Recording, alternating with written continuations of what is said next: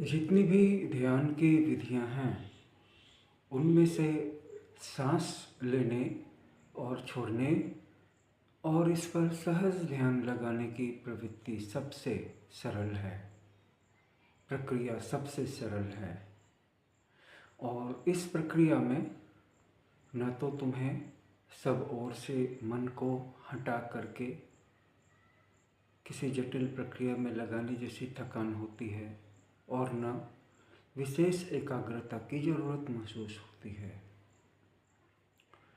बाकी सारी जितनी भी ध्यान की विधियां हैं, मैं ये नहीं कहता, बहुत सारी सरल सरल विधियां भी हैं, सरलतम विधियां हैं, लेकिन सरलतम विधियों से ट्रांसफॉर्मेशन घटित होती है।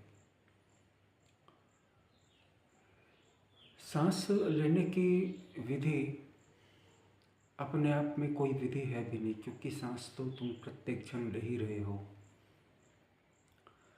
अब जब तुम सांस ले रहे हो और छोड़ रहे हो, बस इस पर तुम्हारा ध्यान नहीं है।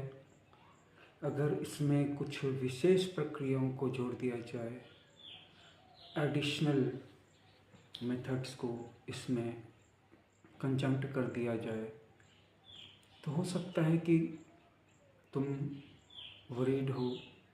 अगर तुम वरीड नहीं होते, अगर तुम स्ट्रेस्ड नहीं होते, तो ध्यान करने क्यों कर ही आते?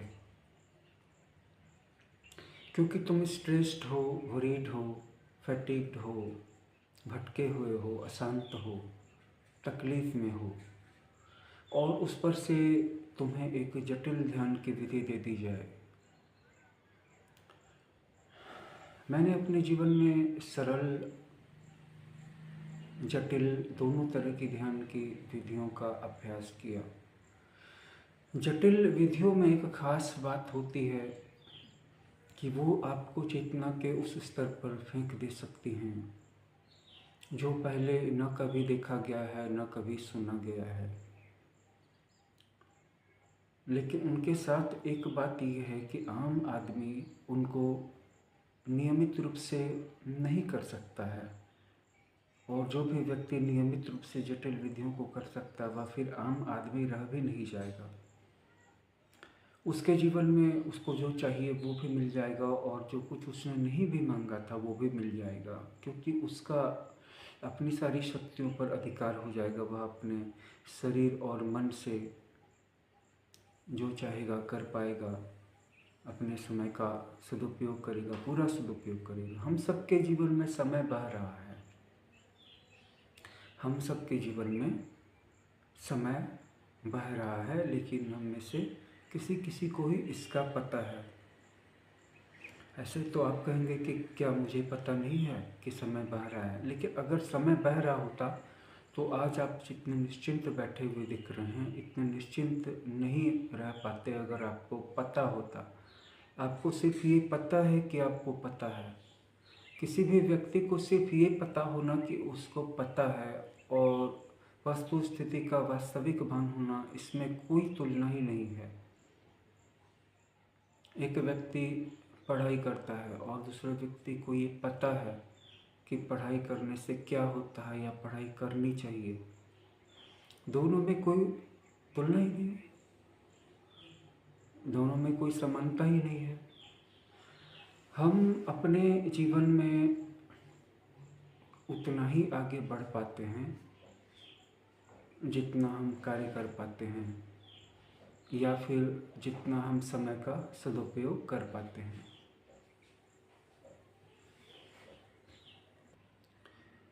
सरल विधि के साथ सबसे बड़ी बात यह है कि वो उतनी सरल या कम असर वाली नहीं होती जितना कि हम समझते हैं। हम समझते हैं विधि सरल है, आसान है, तो सांस पर ध्यान पर आधारित बहुत सारी ध्यान की विधियां आई। महान योगियों, गुरु, अवतारी पुरुषों के द्वारा उनका आविष्कार हुआ या उन्होंने उसकी प्रैक्टिस की। विज्ञान भैरव तंत्र में भी सांस पर ध्यान की बहुत सारी विधियां हैं।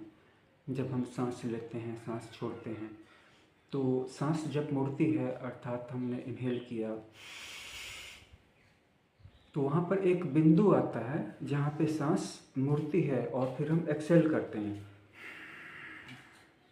तो इनहेल और एक्सेल, इस दोनों के बीच में एक पॉइंट आती है, एक बिंदु। इस बिंदु पर ध्यान करने के लिए कहा गया।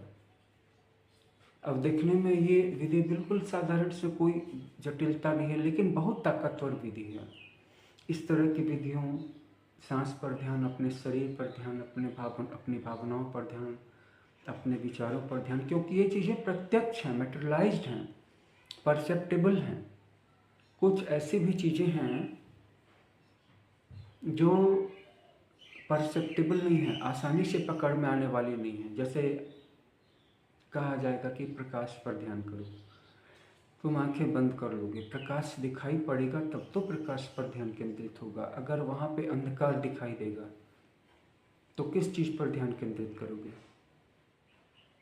अगर तुम्हें वहाँ पर आंखें बंद करते ही अपने मन की उलझनें दिखाई पड़ेंगी तो किस चीज़ पर ध्यान लगाओगे? ध्यान की विधि ऐसी होनी चाहिए कि तुम उस ध्यान की विधि को स्टार्ट करो तो मन की उलझनें उससे पहले पहले ही गिर जाएं। ऐसे भी ध्यान की विधियाँ हैं जो न तो जटिल हैं न सरल हैं, बिल्कुल बीच में हैं, खूबसूरती से।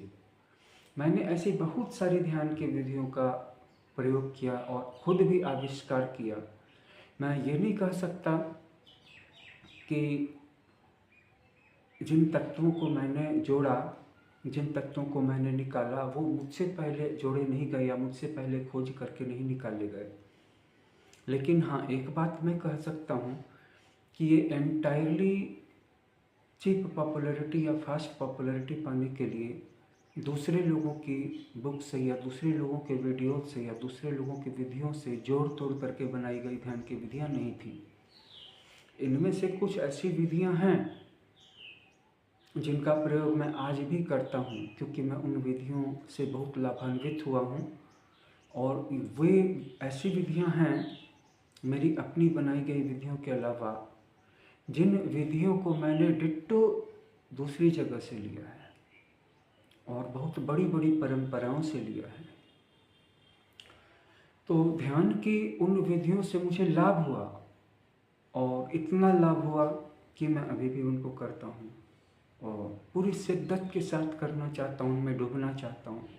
क्योंकि जो खुशी, जो लग्जरी ध्यान से मिल सकती है वो आप दुनिया में किसी भी चीज़ से नहीं प्राप्त कर सकते हो। आप एक लग्जरी कार खरीद सकते हो, आप एक लग्जरी यॉट खरीद सकते हो, पूरी शिप खरीद सकते हो, आप पूरा बोइंग विमान खरीद सकते हो, आप पूरा संघाई, पूरा न्यूयॉर्क, पूरा एक कंट्री खरीद सकते हो, सिटी की बात छोड़ो।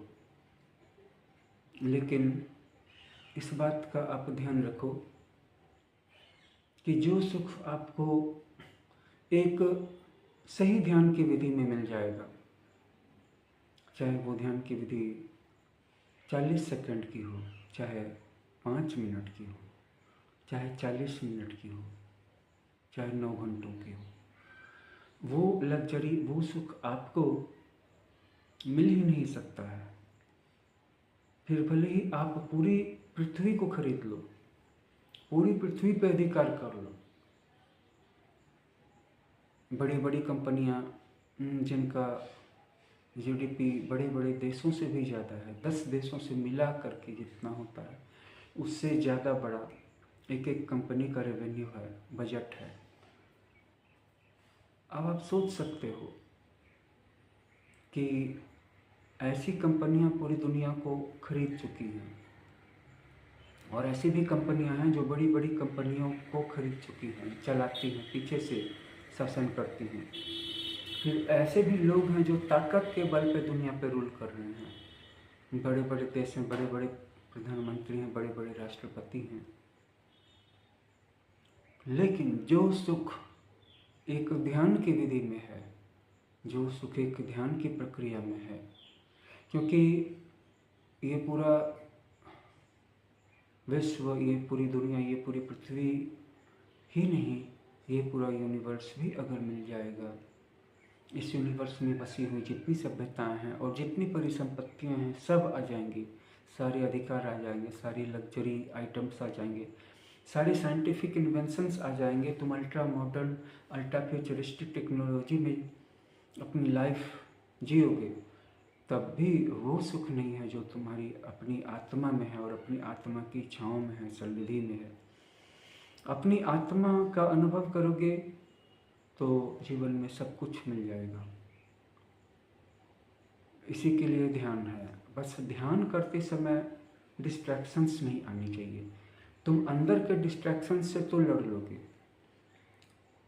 बाहर के डिस्ट्रैक्शंस को तो ऑफ करना ही होगा। मैंने बहुत सारे लोगों को देखा, रोज़ देखता हूँ कि अगर वो 40 मिनट की ध्यान की विधि कर रहे हैं या 50 मिनट तक पूजा कर रहे हैं, तो इस बीच में वो कम से कम 15 बार मोबाइल की स्क्रीन देख लेंगे। ये विक्षिप्तता है कि आप कुछ देर के लिए अपने मोबाइल को स्विच ऑफ नहीं कर सकते, फ्लाइट मोड में नहीं लगा सकते। ऐसी क्या चीज़ है, ऐसी क्या ज़रूरत आन पड़ी है जो कि आपको अपने ध्यान और जप के बीच में मोबाइल को देखना पड़ रहा है?